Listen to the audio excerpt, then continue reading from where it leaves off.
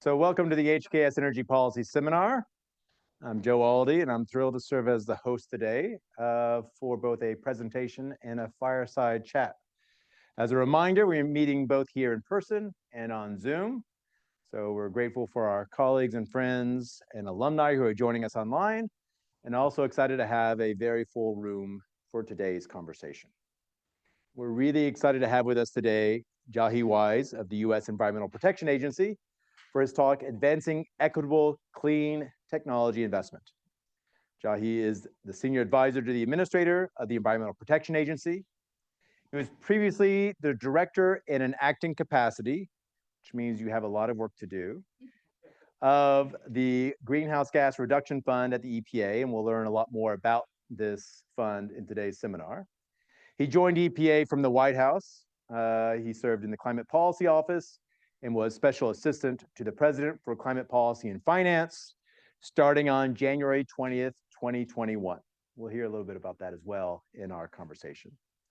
In his role at the White House, Jahi was a principal advisor to the National Climate Advisors, first Gina McCarthy and then Ali Zaidi, on the development and implementation of the Biden-Harris administration policies on climate finance, economic development, climate-related financial risk, and equitable climate investment. Prior to joining the administration, Jahi held various climate policy and finance-related roles in the public, private, and nonprofit sectors. And he also practiced law as an energy and infrastructure project finance attorney. He holds a JD and an MBA from Yale University and a BA from Morehouse College. Jahi will open with some initial remarks, and then we'll have a little conversation. And then after that, we'll open it up from questions from the audience. Jahi, welcome to the Energy Policy Seminar.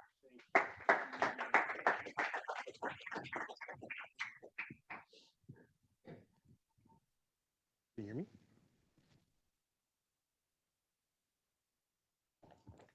Good? Yep. All right, good afternoon, everyone. Good to be here, and thank you, Joe, for the invitation to talk about this really incredible program that a lot of folks actually in the room had a hand in designing. So as Joe said, wanted to spend just a few minutes laying out the contours of this program called the Greenhouse Gas Reduction Fund, which I, at least, maybe I'm biased, think is a fairly unique and innovative policy in the kind of pantheon of policies that have come out of the Biden-Harris administration over the last few years, and then happy to answer questions and have more of a discussion about how we got here. So first, a bit of table setting here. The Greenhouse Gas Reduction Fund is the policy we're discussing. It is the single largest non-tax investment in the Inflation Reduction Act, which is itself the largest investment in climate in the history of this country. It is $27 billion to achieve three policy objectives. One, combat the climate crisis by reducing emissions and air pollution. Two, deliver tangible benefits to communities, those who've been impacted by the climate crisis or those who are just in need of additional investment. And three, to mobilize private capital behind public investment to advance our climate investment goals. And it's expected to deliver serious health outcomes for the communities that are impacted and lower energy costs for families across the country. To design this program, we went through a fairly extensive stakeholder engagement process, in large part to make sure that this $27 billion investment was aligned to the needs of communities across the country. Hundreds of public written comments, including some from this very institution, national listening sessions, and then hundreds more of additional comments on the program design itself. And all of this work kind of culminated in three competitions that were ran last year, in the fall of last year, and will culminate with some selections this spring to identify a number of institutions who will use this $27 billion. I want to step back for a second because I think part of the fun of this policy is where it started. So the Inflation Reduction Act was passed via reconciliation. And this portion of the bill was fairly short. It's about 700 words of statutory text and $27 billion. And the kind of highlights, it's it was a good, it created a lot of room for innovation and engagement at the Environmental Protection Agency. But just wanted to pass along some key highlights that, as you will see, shaped how we structured the competitions. First, it's really two pools of funding in this $27 billion. There's a $7 billion zero emissions technology portion that is open to states, tribes, municipalities, and a class of eligible nonprofits to provide various forms of grants and financial assistance to advance the deployment of what are called zero emissions technologies. 100% of those funds have to be invested in low income and disadvantaged communities. The administration, early in the administration, set out a process to actually identify which communities are low income and disadvantaged. And we can talk a bit about the tools that are used to inform that. The second pool of funding is called the GLIAD, is how we've shortened this, but General Assistance in Low Income and Disadvantaged Communities. That's nearly $20 billion of funding. It can only go to a certain class of eligible recipients who are nonprofits with the characteristics described here, non-depository, funded with public purposes, and who invest in projects alone or with others. And there are two pathways for that funding to flow out. One, those entities can invest directly in projects themselves, or two, they can provide funding and technical assistance indirectly to establish new entities that also invest in projects. And no less than 40% of the funds under the 20 billion can go to low-income and disadvantaged communities. So these are kind of the, as I like to say, the helpful constraints that shape this program. Two other interesting policy constraints that are not on this board. One is time. The IRA passed in what, August 2022? Yeah, so August 2022. The funding under this program has to be obligated by September 30th, 2024, or it reverts to Treasury. So it gave us an 18-month window to design and execute on this policy. And then secondly, Congress provided, you notice I said 27 billion, we have 19.97 plus 7, there's $30 million Congress provided a $30 million set aside to administer this program, which we took as a policy design choice as well. So from the statute descend directly the program objectives here, which are I think fairly intuitive. One, reducing emissions of greenhouse gases and other air pollutants. The air pollutant side is in direct support of EPA's mission of advancing public health. The greenhouse gas emission reductions are in direct support of the administration and the country's broader goals to reduce emissions in line with our nationally determined contribution. To deliver benefits to American communities, particularly those in low-income and disadvantaged communities. And so we talked a bit about the way that funds are actually allocated to flow into those communities. And this has been a big policy focus of the administration across all of our investments, is to make sure that communities benefit. And we can talk a little bit about the constraints that imposes and the ways that shapes the way we think about these projects. And last, as I said earlier, mobilizing private capital. $27 billion is a lot of money, but nowhere near what is necessary to invest to meet our climate needs over the coming decades. And so the idea here is this has to be catalytic, and it has to basically create opportunities for additional funds to flow in behind public investment, or else we kind of lose the value of the policy. All right, so I have a couple more slides. So this is where we landed, and I'll go into each of these in detail on subsequent slides. But we took the statutory framework and those program objectives and developed 3 distinct competitions to allocate the $27 billion. I'll start from the left and work my way in. First is the National Clean Investment Fund competition, which is a $14 billion competition. It will make awards to 2 to 3 of the eligible nonprofit financing institutions to create national nonprofit clean technology financing institutions that will partner with the private sector to deploy financing into the qualified projects that are authorized. So that's that kind of larger scale. 14 divided by 2 to 3 are some of the largest grants made by the U.S. government. Second, the Clean Communities Investment Accelerator. This is $6 billion that will go to somewhere between 2 and 7 hub nonprofits. These nonprofits are intended to be intermediaries that will then pass that funding through to hundreds of what we call community lenders, community development financial institutions, credit unions, community banks, housing finance agencies, state, local, independent green banks, and many other institutions that are currently working in communities at various levels to deploy clean technology projects. The idea here is to kind of juice the origination capacity on the ground to bring more clean technology projects in communities where they don't currently exist. And lastly is our Solar for All competition, which will fund states, territories, tribes, governments, municipalities, and other nonprofits, up to 60 of them, to support the deployment of solar, residential serving solar in communities. All of the competitions, as I said, closed in October of last year, and EPA is actively completing the competition and evaluation process as we speak. So let's deep dive on each of these, because I think it bears a little bit of repeating to bring it all together. So in the National Clean Investment Fund, what you have are 2 to 3 big centralized institutions. They are required to provide financial products. These are not grants. These are financial products with the capacity to recycle. And so they send the capital out into a project, the capital comes back, and that virtuous cycle, we hope, creates the catalytic process that we need to draw in private capital behind us. Their scope and sweep should be broad.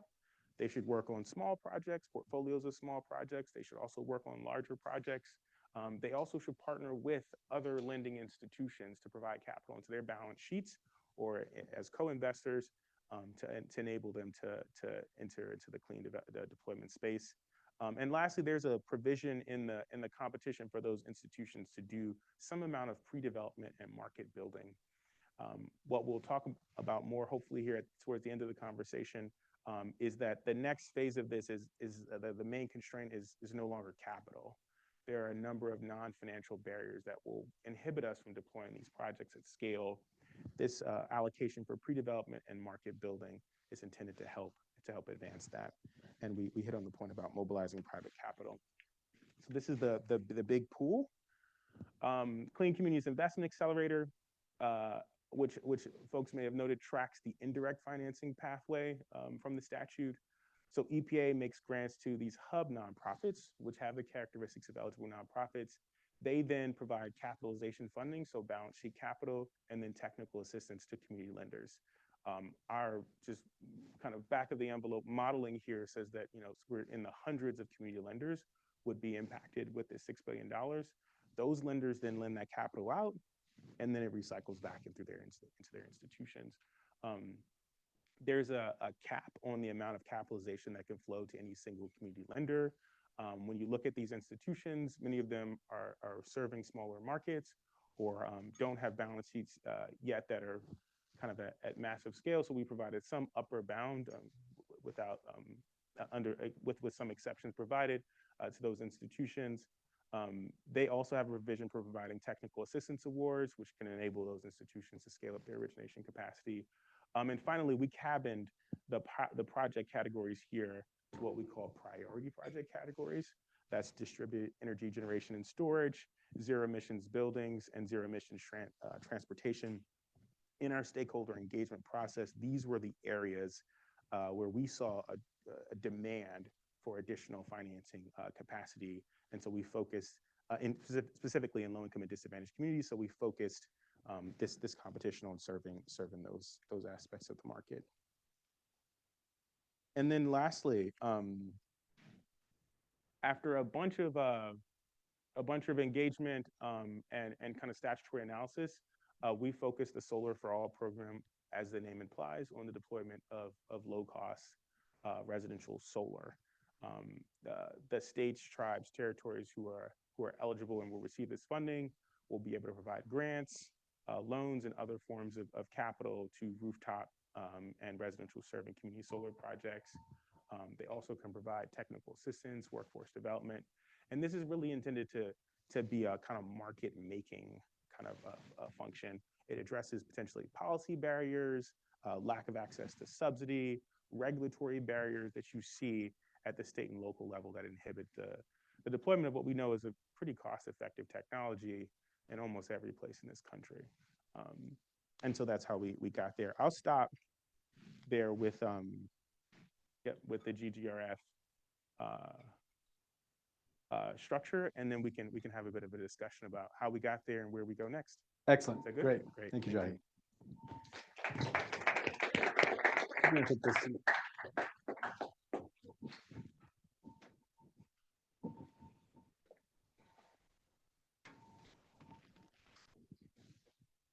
Thank you, Jahi. Thank you. So before we dig into how to spend $27 billion, I'd like to focus a little bit on sort of your personal trajectory, Okay. how you wound up helping the administrator in figuring out the design of this program, the work you've done for the administration, in part because I think it'd be valuable for our students who are thinking like, I want to have impact in the world working on climate, and I'm interested in climate finance. Yeah. How do I get there? So you started by having both a JD and an MBA from Yale. Yep. You probably had some employment options. It's a decent university, I hear. So what was it that attracted you first to energy project finance and infrastructure? And then how did you transition from that work into some of your nonprofit work? Yeah, that's a great question. Is my mic still on? Yeah. Okay, great. So actually, I start back a little bit further. I got my start in local economic development as a community organizer in Washington, D.C. So right after college, I went back to D.C. to organize around, affordable housing, policing reform. And while I was there, the city was issuing a bond to redo some fundamental aspects of the water infrastructure. And I ended up running a campaign to convince the water authority to translate a portion of the bond proceeds into what's called low impact development stormwater infrastructure, essentially green job creation. So as opposed to building only tunnels, let's put rain gardens, bioswales, green roofs in place to create jobs. That was like a aha moment for me, where I realized you could use infrastructure funding to create these kind of meaningful community benefits, and that a little bit of kind of advocacy could get you there.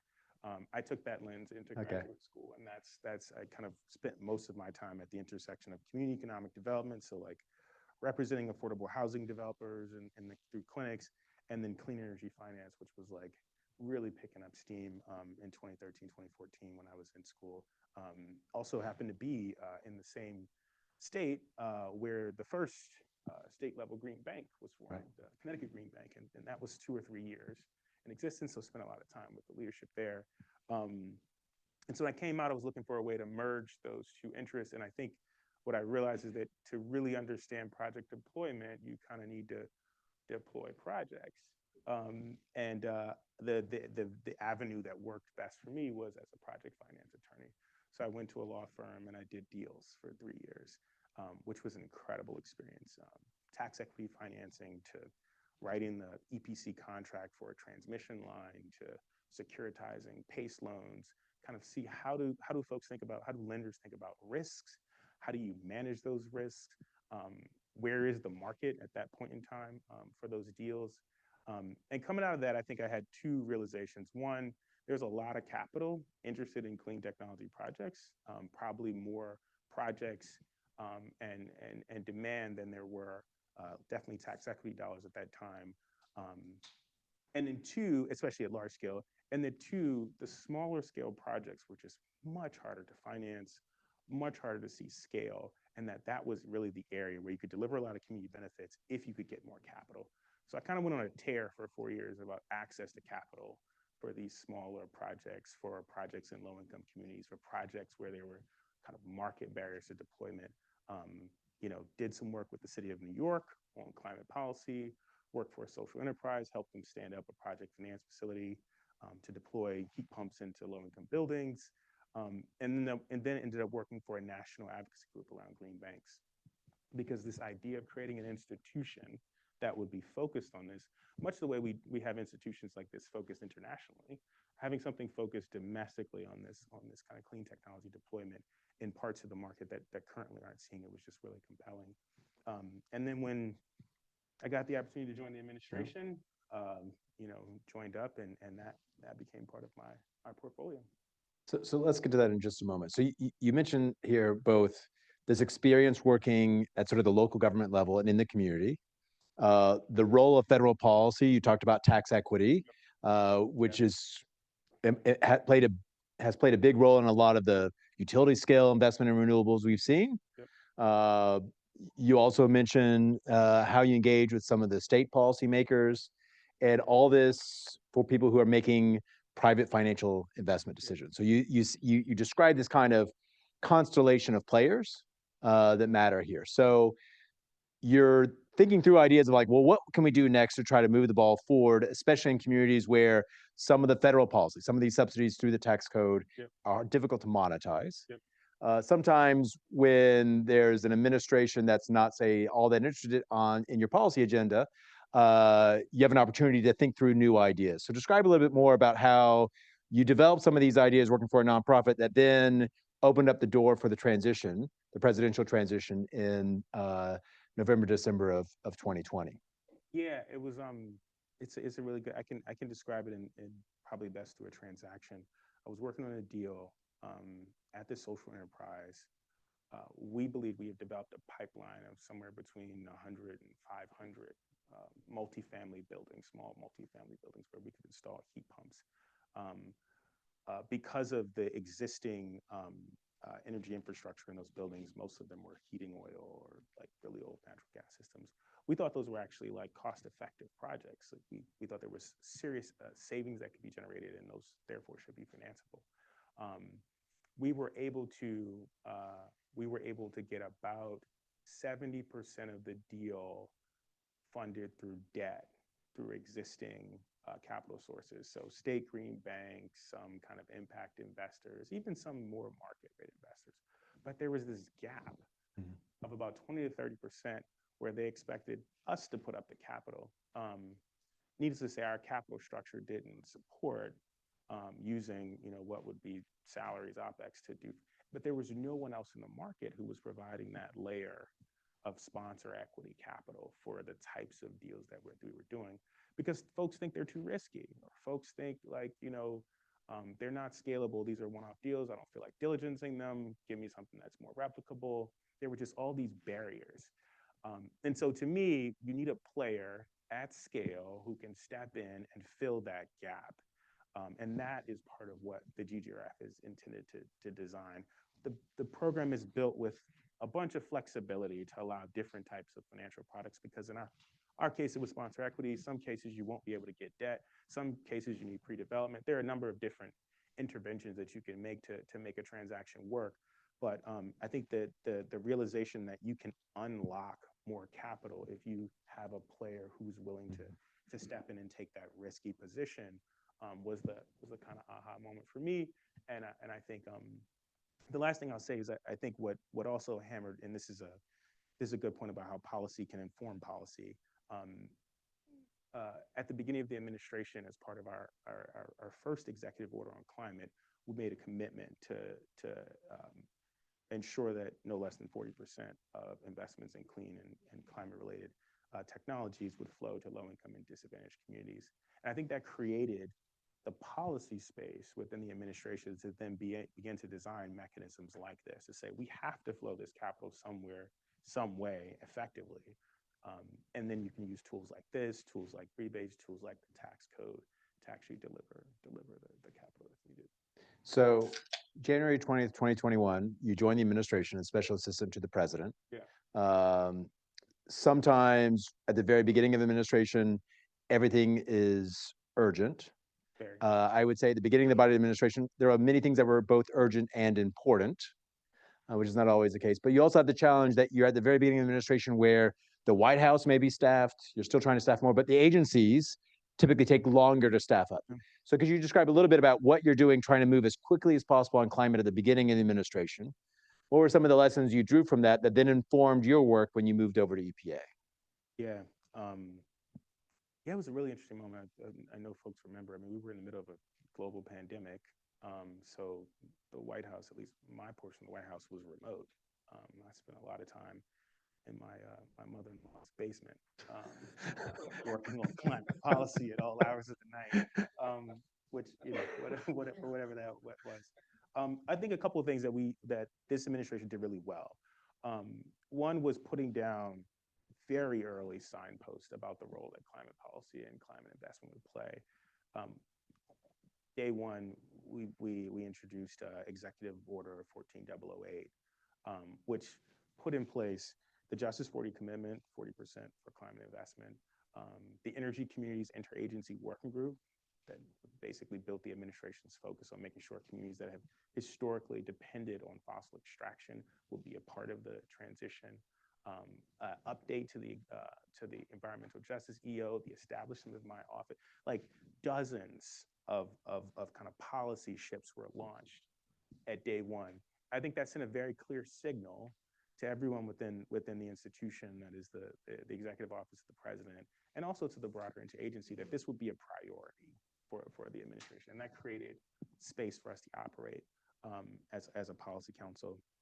I think two, there was a real emphasis early in this administration on coordinated whole of government approaches to climate. And that's one of those cool things you can say in government that could maybe mean absolutely nothing. It's just like, it's whole of government. But like, it's actually true. Like the idea was that we have a bunch of different tools in different parts of the federal family. Those tools should probably work in coordinated ways, and that there's a bunch of work that needs to be intentionally done to bring those tools together.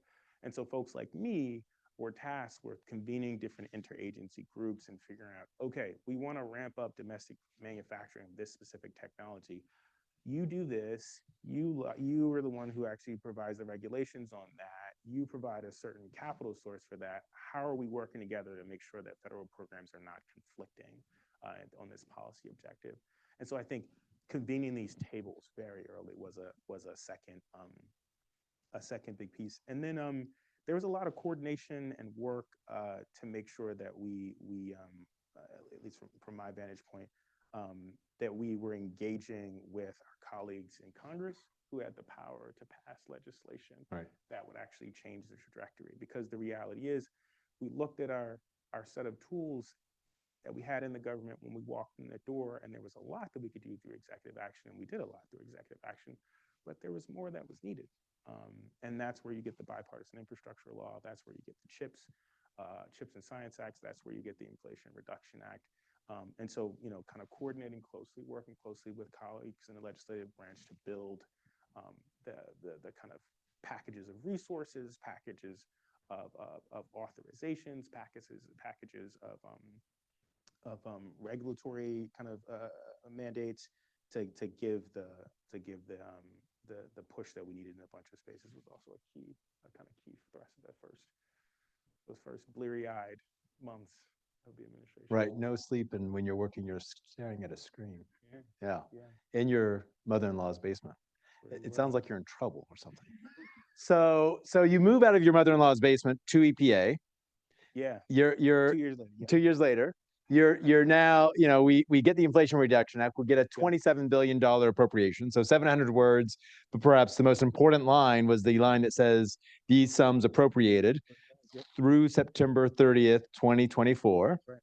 A sum of money which is ballpark 3 times the annual budget of the entire agency. Yeah. An agency that for the most part regulates, doesn't spend. There's some for drinking water infrastructure, and there's a little bit on sort of brownfields restoration. But like, for the most part, this is not an agency that has big spending programs. And you have 18 months to develop a program, implement it, find credible, serious partners, because that's who you're going to be sending the monies to try to deliver on this vision in the law. So a little bit, you described those sort of 3 overarching goals. Yeah. But it'd be useful also to hear from you about what were some of your process goals to make sure that you were going to maximize the likelihood of success as you were starting to develop the program. Wow, that's a really good question. I think time pressure was a really interesting, remains a very interesting feature of this program. Uh, you're right. EPA is historically played a role in protecting our air, our land, our water. That's been the focus. EPA has also historically provided, as you said, grants and loans and financing in the water space through WIFIA, through the SRF programs, as well as through the brownfields and Superfund programs, and then some amount of grants for air pollution, so that we had some infrastructure to build on. So I think first was to put in place the personnel within the institution to actually work together to deliver this. We knew we had some infrastructure to build on, but we needed to ramp up, learn new things, try new tools. And so for one of our first measures was to convene a steering committee, a body within the agency that could look across all the different tools we had and figure out how they could be put to work on the Greenhouse Gas Reduction Fund. And so convening that kind of out of the gate was a really important first step. I would say second step was institutionalization of the program office. And this is an interesting fact. Policies need to be durable. One of the ways to make durable policy is to put them in places where they can live and grow beyond the political whatever of an administration or an agency. And so we intentionally designed this program from the outset with the expectation that it would be run, especially during critical periods like now when they're selecting grantees, by career staff and experts. It was never intended to be a program where folks like me, who come from the political side of the house in many ways, would be the decider. And so we did a congressionally authorized reorganization to create the office. We worked in tandem to solicit and identify excellent career leadership from across the agency and the interagency, and then begin to bring in the career staff who run these types of grant programs. So having an institution that we were building in tandem while we were trying to, design the program was I think the second really important piece. And the third piece, which I'm very proud of because I think it's folks in government will know this, very hard to do, was the interagency. We invested a tremendous amount of time and energy working with our colleagues at Treasury, at HUD, at USDA, at DOE. In fact, members of their teams were embedded into our team to make sure that we could bring the best thinking from sister programs. IRA launched mini ships, making sure those ships were all going the same direction, but also long-running expertise that you have in like the Federal Credit Programs Office at Treasury that's administered at this point trillions of dollars of these types of programs within our structure. That gave us a lot of insight on how to avoid pitfalls as we work very quickly. It also gave us a lot of credibility with our stakeholders to know, oh, the people I know at Treasury who've been funding my CDFI for the last 30 years are working with you. Therefore, EPA, we believe in your ability to deliver against this program. And so building that kind of trusting relationship across the government, again, was an excellent expenditure of resources. What were the biggest surprises as you were in this process of getting it up and running? Yeah, I think a couple things. I think one, when you're designing policy, especially policy like this, I think navigating the existing infrastructure of the grant regulations of the agency has taken a lot more time and resources than I expected. It's incredible to be able to use existing infrastructure to advance a new policy, but there are surprises, as you said, when you attempt to do that as well.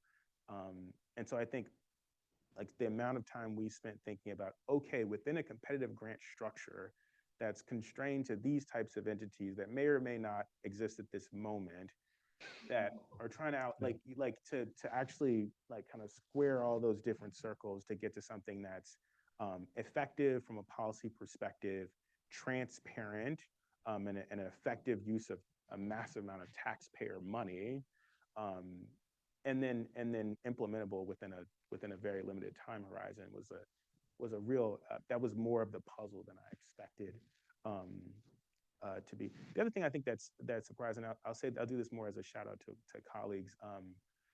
The extent to which folks within the federal government who are career staff, who this is not their day job, they have other day jobs. The extent to which they were willing to throw themselves in the interest of public good and the kind of support of the agency into like solving very hard problems in their spare time is kind of incredible and a really pleasant surprise. And federal workers take a beating often, and I will just say this agency that does not do things like this often has done just some incredible things. And like folks like me are not the ones who've really done that work. It's been folks who are in the agency, who know the grant regs, and who have other work to do, who stepped over to stand with us on this. So that was a really pleasant surprise. That's great. So you've got this vision where you're going to be, in a sense, sort of delegating these programs to these partners. Yeah. So you're in this process.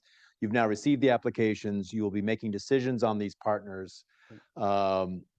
Take, for example, the National Clean Investment Fund, where you're going to be partnering with a couple nonprofits that will have pretty large grants from EPA. How will you assure that they are making progress in delivering on the goals that you've identified for the fund? The $27 billion question, right? We think about that. We think about that in a kind of couple different ways, because it's the most important question.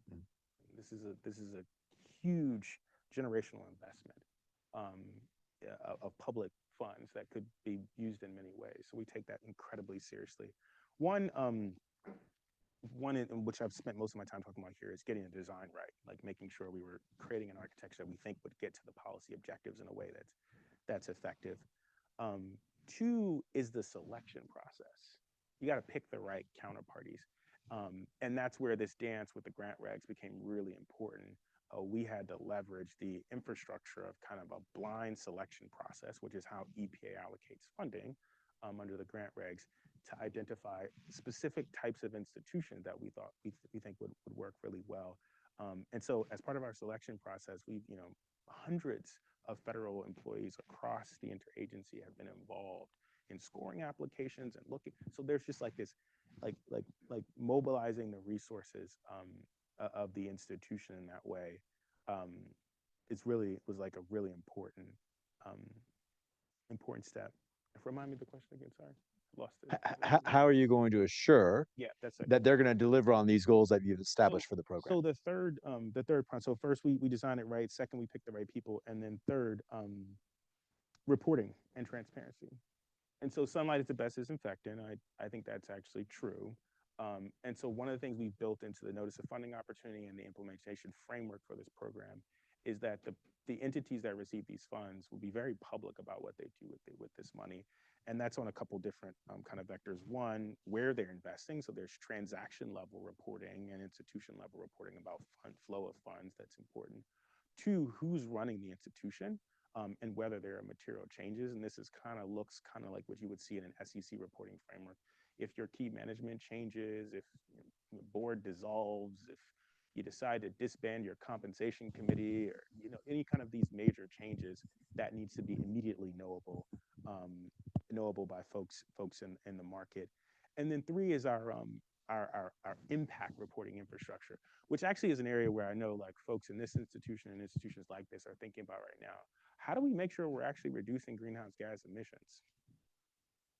And how do we make sure that there's like actually air pollution benefits that are delivered from thousands and tens of thousands of projects happening across the country over a 7-year period? Like how do you track that? How do you measure that? Then you need to add in the workforce benefits. You need to add on the small business creation benefits. You need to add on all the other different various ways in which this is supposed to deliver benefits to folks. And then we should also look at its ability to mobilize private capital. There's been a lot of work recently, actually. There was a paper out of Brookings I was reading the other day that was looking at private capital investment in low-income and disadvantaged communities. So there's some work happening in that space. But I think having the tools to analyze the data that's coming out of these institutions and then begin to understand the story is a really third important way for us to make sure that this actually in fact delivers.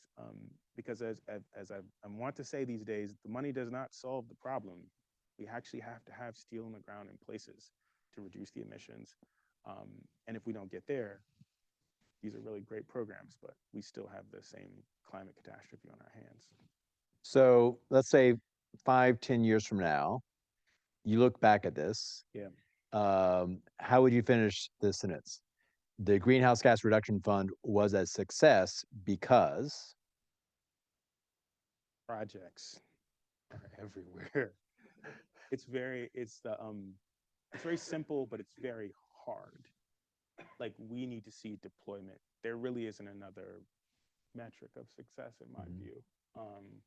Capitalizing intermediary nonprofit institutions is like incredible and like a very interesting, but like those institutions need to deliver projects in communities like now. There's like all the deployment curves that Leah Stokes builds for us, they all go like this, okay? And we're like here, and like in 2 years, we're supposed to be friggin' here. And like that gap we have to bridge that. The tax code, the rebates, we've got to get up that curve, or else all of this becomes like a very interesting intellectual exercise. And so like deployment of projects is my obsession on the heels of access to capital. And that's where I think we all need to be focused for the next 5 years, decade of our work. is there one thing that keeps you up at night about this challenge of going from here to that very steep part of the curve? Yeah. Yeah, it's not one thing, it's a million little things. Yeah, because it's like it's permitting in a specific place. It's whether a local government has the capacity to process the permits quickly enough. It's whether the community lender has the infrastructure to originate enough loans to service the area that they're working in. It's whether we can figure out how to get the market to recognize that many of these transactions in low-income and disadvantaged communities are not as risky as they've been priced. And if they don't shift, then private capital won't move in as long as they're rated whatever, junk or so, like they won't move in behind. There's all these little pieces that need to be pulled, these threads that need to be pulled. And I think that keeps me up, I guess maybe out of some amount of anxiety, but also because I think that's also the really interesting work ahead. It's like you get to try and shift some really fundamental pieces of our community and our economy. Right. Let me ask a couple final questions before we open it up to the audience for questions. And maybe it's a little unfair. You've been pretty busy trying to figure out how to spend 27 billion. You still haven't made the decisions yet, but I'm going to ask what comes next. When you think about whether this was on the cutting room floor when the IRA was crafted in late July, August of 22, or as we've done our work, here's something that we realize is still a gap policy-wise. What do you see as something potentially would be important going forward to further accelerate our efforts to reduce emissions in the US? As an extension of this policy, or just more broadly? More broadly. It could be like, we've learned a lot here. Here's what we could do next with this. Or you could say, we learned a lot, but we're dealing a lot of what are the gaps right now, which you've already talked about, that like the tax code doesn't address a lot here. But like, what else do you think is like, hey, if we could do X, that would move the needle in that sort of next round of climate policy as we start to think about what comes, say, in 2025 and beyond? Yeah. You'll forgive me for being like slightly redundant. I think that the piece that moves us next are really addressing the non-financial barriers to deployment. Like that's what I'm most obsessed about right now. I think we've, with this investment, with other similar investments that we've made, we've begun to take a real swing at the capital issues that are inhibiting progress on climate investment. I think we really have to now focus our energy on the non-capital barriers to deployment. And I think that's some of we built in here: market development, technical assistance, pre-development, like kind of these costs that don't fit into traditional capital stack. Like, how do we just go ahead and get those covered so we can get more projects moving through the pipeline? But then there's more structural pieces, just like the number of financial institutions in specific communities, like the way that people purchase home equipment, like how people buy a water heater is incredibly important to our like climate goals. And if we can't kind of shift that fundamentally, then we get stuck with a lot more of these fossil fuel emitting systems for 10, 15, 20 years when we could shift. So like I think those are the pieces that I'm really interested in. I know a lot of folks in this room and across the board are really interested in right now. And then I think the closely related cousin of that is showing progress. This is a lot of money. It's a lot of money, and we need to show that this is a worthwhile investment soon. I'm not of the mind that it's like we need to do it like this very second. Like we need to diligence projects. We need to do projects that work. We need to make sure they're effective. But we need to really show that this was a worthwhile investment really fast, and that's hard. Great. One last question for our students here and for some of our alumni who are zooming in. Yep. What would you recommend as some actions they could take when they leave campus, they go out into their careers where you're like, hey, here is an important path and where you can contribute to efforts to advance clean energy and address climate change? Yeah. One of my colleagues came with the paradigm of projects, places, and people are like the keys to like unlocking the climate investment. So projects means we need to have the technologies. We need to have those technologies have to be put into operation.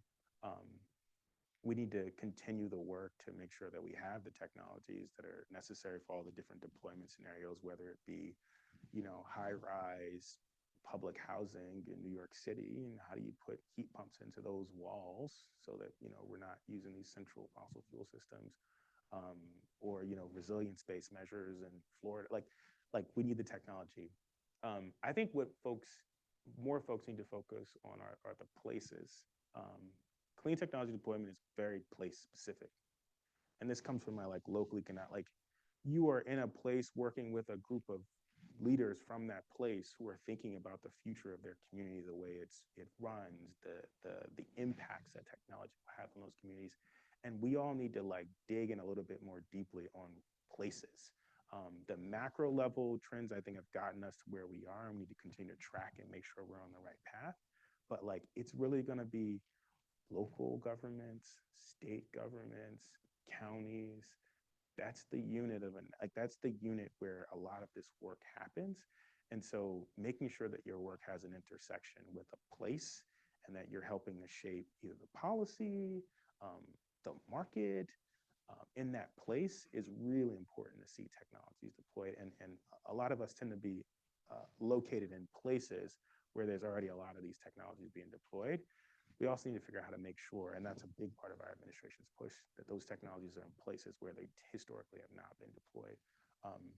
So like really focusing on place. And then the people part is, bears repeating, like we have to make sure that whatever we do actually has a nexus with human beings. The president used to say, like at the beginning of this administration, when I hear climate, I think jobs. When I hear climate, I think jobs. And I thought it was really powerful because it just continues to recenter like people in this conversation. This is not a technology conversation. This is a people conversation. This is about delivering benefits to people, whether it's livable planet or it's cleaner air or it's a good job. So like, let's make sure we're framing our work in that way. Because that's what, when I go around the places, that's what people want to hear about. So what is benefit to me? Like, I don't really care about the technology that you're trying to deploy. I just want to hear about how the benefits will impact me and my family and my pocketbook.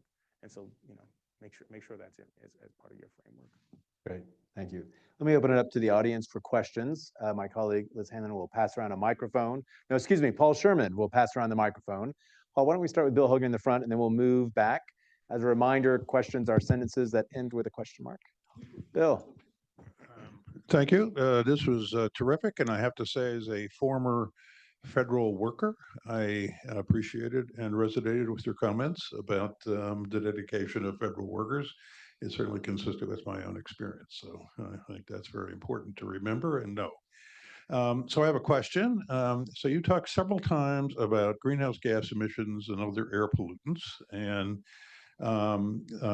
this is important, but we know they're not the same thing. And we know they're not perfectly correlated. So now you get involved in trade-offs, and you hinted at that, but you said one of the things we're doing later on for evaluation of the programs is address how they deal with that, the reducing both things. But I would have thought and hoped that was part of the evaluation process in order to select where we're going to spend the money. Yep. And I didn't hear about how that kind of trade-off is going to be addressed. Could you comment on that? Yep. And you actually picked up on a slide that somehow left off of this, which is the qualified projects. And so the statute actually describes the way in which we invest these funds. And from that statutory framework, we've derived basically a 6-part test for a project. The statute says they have to, the projects need to reduce or avoid greenhouse gas emissions and other air pollutants. And so from that, we read a either or both. So you can do reductions of greenhouse gas emissions as an eligible project, or you can reduce air pollution as an eligible project, or you can do both. And so every project is required to meet one of those as part of their requirements. We also added onto that an additionality metric to say, in addition to whatever your first one is, it's greenhouse gases, air pollution, is both, you have to deliver another additional benefit to folks. And that can be in the form of community benefits, job creation.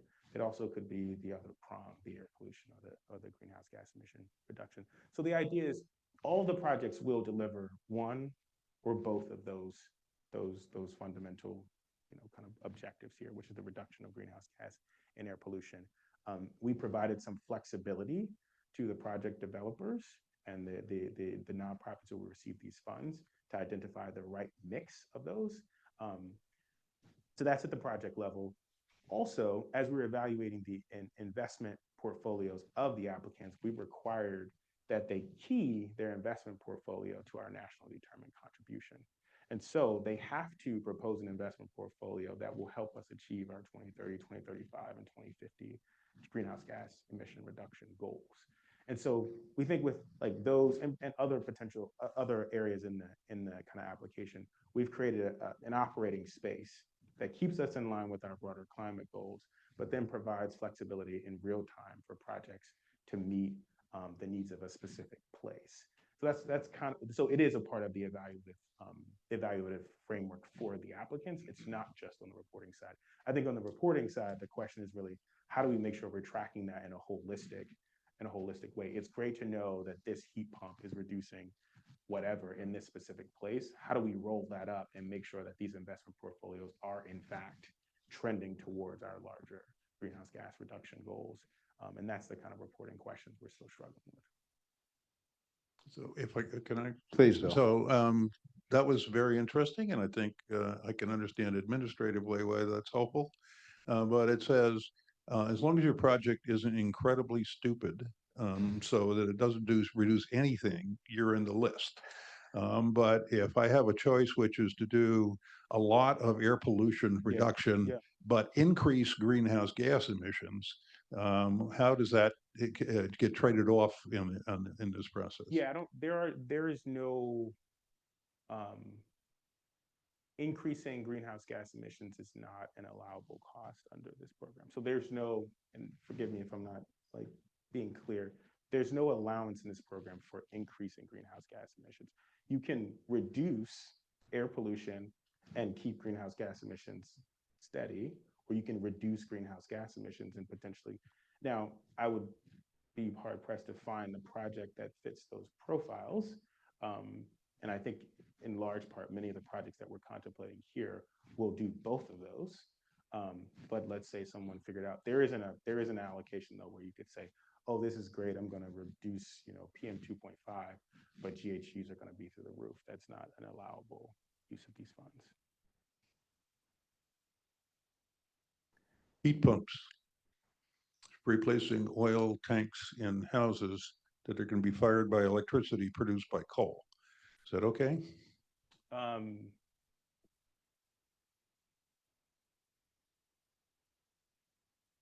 That's a good question. Yeah, I was going to say that, but I was also going to say, I think within the context of our competition, I'm trying to think within the context of our competition, it would be on the nonprofit financial institution to explain within their investment policies how they solve that quandary. And so if, for example, they say heat pump deployment, but only in instances where the electricity provided is renewable, or heat pump deployment in these specific category, in specific areas where we think the overall deployment will reduce GHG emissions. We, again, provided the flexibility for the institution to solve those problems in specific places, because I think it's kind of different depending on where you're talking about the deployment. Some of this raises the question about how you think about the coordination of this program with other elements of the IRA, right? So if Treasury through the tax code does a lot on renewables in the power sector, that presumably makes it easier to address this concern.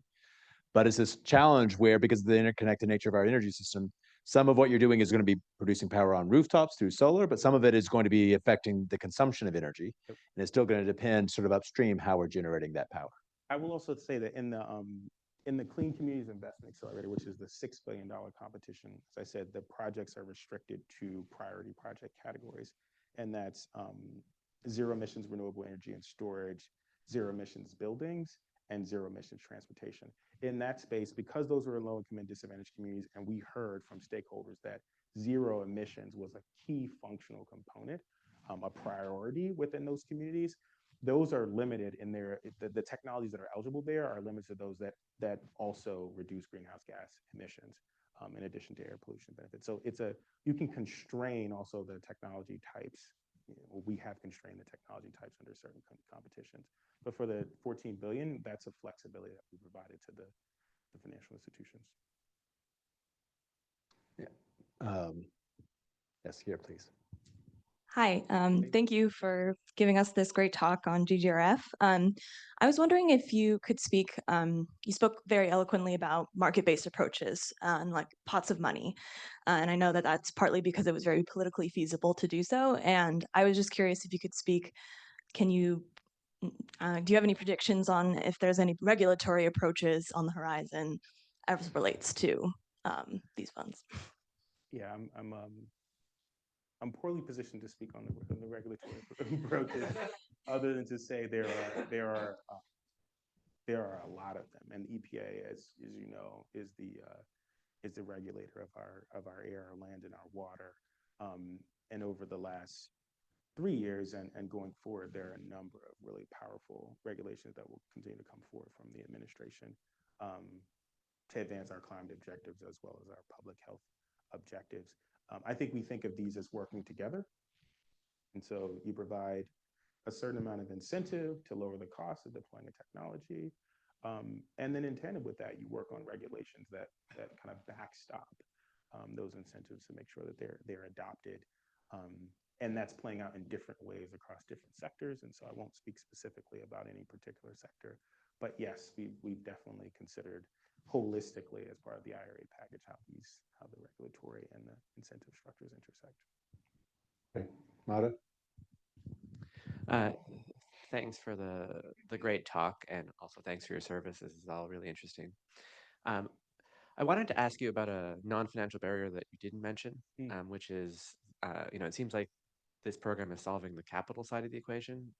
I didn't hear you talk about the skilled labor and the presence of skilled labor in sort of the spatially distributed way that this program imagines. And so I was curious if there's any components of this that target that, or how you see that problem getting solved within the current policy framework. Yeah. What I can say is that, one, I agree, we need a lot of skilled labor to deploy the technologies that we have. We have to deploy to meet our climate imperatives. This administration and this program, to some extent, although it wasn't the primary mandate of this program, have built in resources into the program design via the technical assistance components or the market development components to support workforce development, to support some of the programs, apprenticeships, and the like that we know help bring skilled, well-paid workers into these spaces. I will say that more broadly, we've also, and this program is subject to, for example, Buy America, Build America, BABA requirements, or Davis-Bacon and Related Act requirements. And those are part of the Clean Air Act, so it's not really a policy choice that like I made. But it's an imperative that's helpful to make sure that the nonprofit recipients of these fundings, the states, tribes, territories who receive these funds, are able to think critically about how they build a well-paid, skilled labor force as they deploy these technologies. I think there's the question of whether we have enough is one that I think a lot of folks are thinking hard about. I've heard from some quarters that there's plenty of labor. It's just whether it's well paid and whether it's been trained to do the projects that are necessary. And I think this program and other policies of the administration are intended to support the creation of the good paying jobs that we think will make sure that these products and these technologies are installed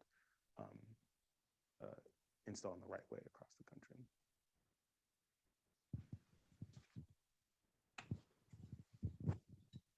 Thanks very much. So from this presentation and from other readings, it doesn't seem like utilities are eligible recipients for the funds, but both they and regional transmission organizations play kind of a critical bottleneck potentially in the deployment. Can you just talk about any feedback that you or the administration has heard from either specific utilities or their associations, considering, often investor-owned utilities are fairly opposed to renewable energy generation and siting processes, interconnection, et cetera? Yeah. So a couple of thoughts. One, while utilities broad category, investor-owned, cooperatives, municipals, like there's kind of a lot of different potential players underneath there, and depending on their characteristics, we'd have to assess eligibility. But I will say that there are definitely mechanisms within this program that would enable these institutions and/or developers to partner with utilities to support the deployment of these technologies. For example, on the 7 billion side, I mean, that is really where like a lot of some number of solar for all programs that are targeting low-income communities are administered in partnership with utilities in many places. So we see that as not necessarily an area of conflict, but potentially an area of collaboration between those institutions and the ultimate grantees here to advance those kind of mutually beneficial technologies. And we definitely received feedback from utilities as part of our stakeholder engagement process, and informed our thinking and design here. And I guess I'll just restate, like, we see utilities as a key part of our energy system, and we designed a program that we think aligns and sets up in such a way that as developers go out, as financing flows out, communities are able to work, to the extent they need to, in collaboration with those institutions to deploy the technologies.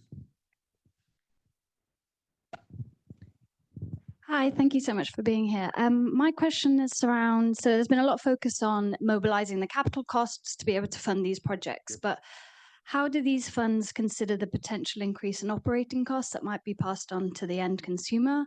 And if you're targeting low-income residents, for instance, that they might take a particular hit. So I'm wondering whether these funds are considering operating costs as well as capital costs. Thank you. Yeah, it's a great question. A couple pieces of the tool belt are focused on that. One, built into every applicant was required to present a consumer protection plan. Renewable energy has some history in some quarters of exploitation, particularly of low-income customers.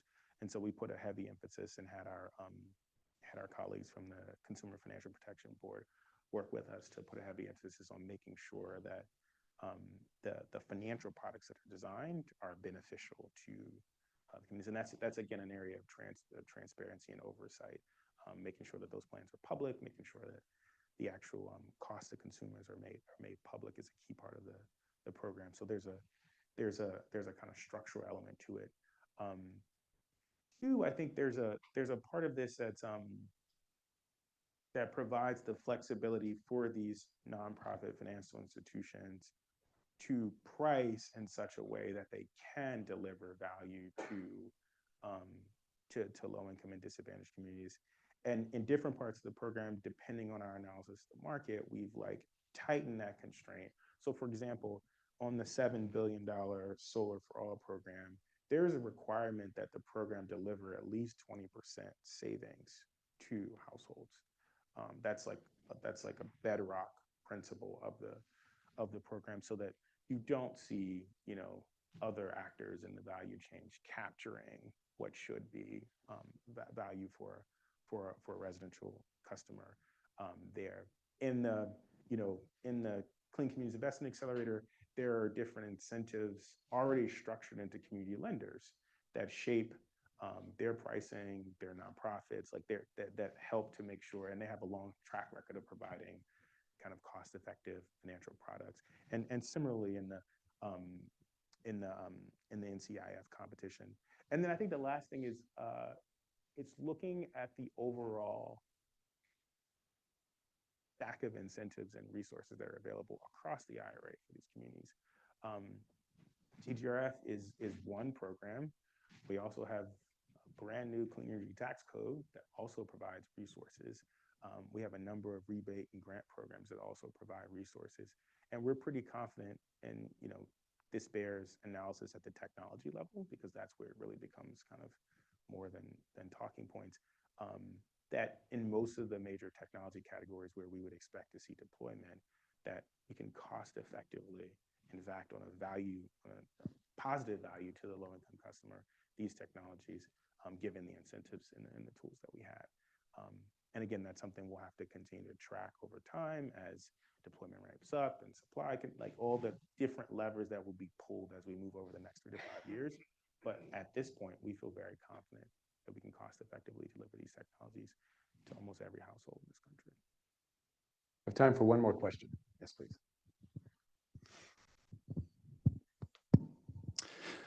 This is awesome. Thank you. I'm super interested in the blended finance mechanism, and I'm curious, given the role that capital recycling plays in the program design, if there are generalizable principles or characteristics that you use to differentiate the risky tranches that should be filled and those that shouldn't be filled. Yeah, it's a really good question. It's a really good question. So that's a moving target, is the first thing I'll say. Like it takes a market actor to assess at any given moment, any given quarter, which projects are really in need of subsidy versus which ones are doing just fine without it. And so we provided a lot of tools within the program structure for the institutions to continue to update their analysis of which technologies will need first loss capital. That said, I think if you want to find where you need risky capital, look at commercialized technologies that are broadly deployed, except for in some places. Like, why don't you have residential solar in low-income communities? They have the highest energy burdens. There's plenty of low-cost real estate. Like, it doesn't really make sense. It's like a gap. And so as that changes over time, like we'll have to move, and people need to think differently about where it's allocated. But as of right now, we know who's paying the highest costs, so we know where the deals are actually lucrative. We know where we have potentially, the real estate or whatever, the permitting environment necessary to deploy, but we see an under deployment. You can kind of see that, and so that's where we think that the financing should go and will go.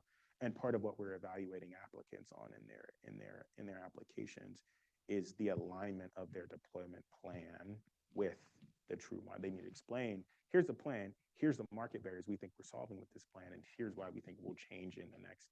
And so like that kind of analysis is key. It's really key to moving these funds out appropriately. Great. Before we wrap up, let me announce that we'll meet again at noon next Monday. We'll host Sarah Ladislaw, who is Special Assistant to the President and Senior Director for Climate and Energy at the National Security Council. And finally, please join me in thanking Jahi Wise for his insights and for his service. Thank you, Jahi. That was great.